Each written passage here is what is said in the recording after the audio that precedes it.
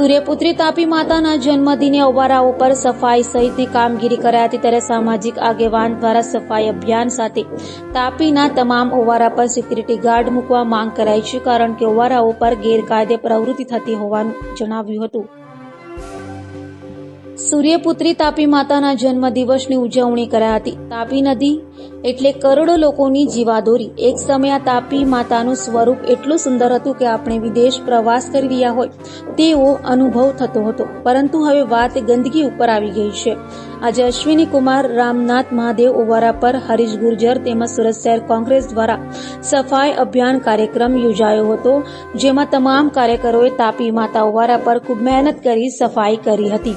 તો હરીશ ગુર્જર દ્વારા જણાવવામાં આવ્યું કે સુરત શહેરના તમામ ઓવારા પર સિક્યુરિટી ગાર્ડ મૂકવામાં આવે અને પોલીસ દ્વારા સમયાંતરે કોમ્બિંગ કરવામાં આવે, કારણ કે નદી ઓવારા પર દારૂની હેરાફેરી, ગાંજો, ચરસ, ડ્રગ્સ તેમજ જુગાર રમતા હોય છે અને જે લોકો નદી ઓવારા પર ગંદકી કરતા હોય છે એમને દંડ સહિતના નિયમો લાગુ કરવામાં આવે તેવી માંગ કરી હતી। હું સુરતના સાંસદ, ધારાસભ્ય, કોર્પોરેટરશ્રી, મેયરશ્રી અને તમામ અધિકારીને એક નિવેદન કરીશ કે સુરત આ રિવરફ્રન્ટ જે તાપી નદી કિનારા જેટલા પણ ઓવારા છે ને એ ઓવારા પર સિક્યુરિટી ગાર્ડ મૂકવામાં આવે। બ્રિજ પર પણ ગાર્ડ 1-2 વર્ષ માટે તમે ગાર્ડ મૂકશો ને સિક્યુરિટી ગાર્ડ, એક જ વસ્તુ કહેશે ભાઈ અંદર તમે જાઓ ખરા, પણ કોઈ વિધિ, કોઈ ફૂલપાત્રી પધરાવી નહીં, કારણ કે લોકલ સ્થાનિક લોકો જે સેવા કરે છે ને એનું લોકો માનતા નથી।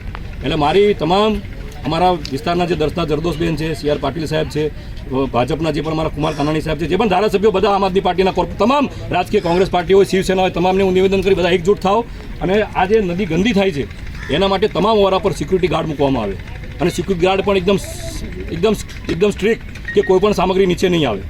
આ 1 વર્ષ, 2 વર્ષ, 3 વર્ષ તમારો ખર્ચો થશે, પણ તાપી નદી જે સાફ થશે ને સાહેબ, એમાં જે બજેટ છે ને 400 કરોડ ને 400 કરોડ બચી જશે। આજે 400 કરોડ ક્યાં જાય છે મને નથી ખબર।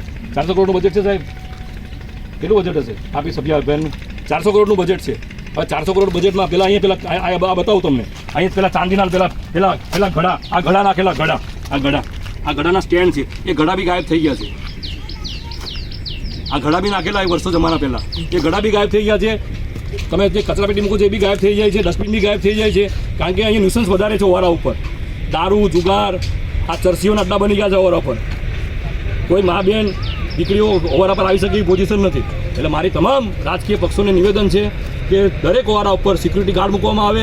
સિક્યુરિટી ગાર્ડ એવી સ્ટ્રિક્ટ એકદમ કે કોઈ પણ નિસર્ગને નીચે નહીં આવવા દેવામાં આવે, કોઈ પણ જાતની મૂર્તિ પધરાવવા દેવામાં નહીં આવે। કોઈ પણ તહેવાર હોય એના માટે કૃત્રિમ તળાવ બનાવો પોતપોતાના વિસ્તારમાં, કુમાર કાનાણીના વિસ્તારમાં બનાવે, સાંસદ એના વિસ્તારમાં બનાવે, મુકેશ પટેલ એના વિસ્તારમાં બનાવે, મતલબ પોતપોતાના વિસ્તારમાં કૃત્રિમ તળાવ બનાવવામાં આવે અને જે ધાર્મિક લોકો છે તમામ સમાજના, જે માતાજી, ગણપતિ, જે પણ તહેવાર આવે છે એની મૂર્તિ ત્યાં સ્થાપી, એની વિસર્જન ત્યાં થાય, નદીમાં ના થાય। એટલે આવાવાળા સમયમાં નદી પાછી આપણી અતિ એવી થઈ જાય, ફક્ત સિક્યુરિટી ગાર્ડની જરૂર છે અને લોકજાગૃતિની જરૂર છે। ધન્યવાદ। જય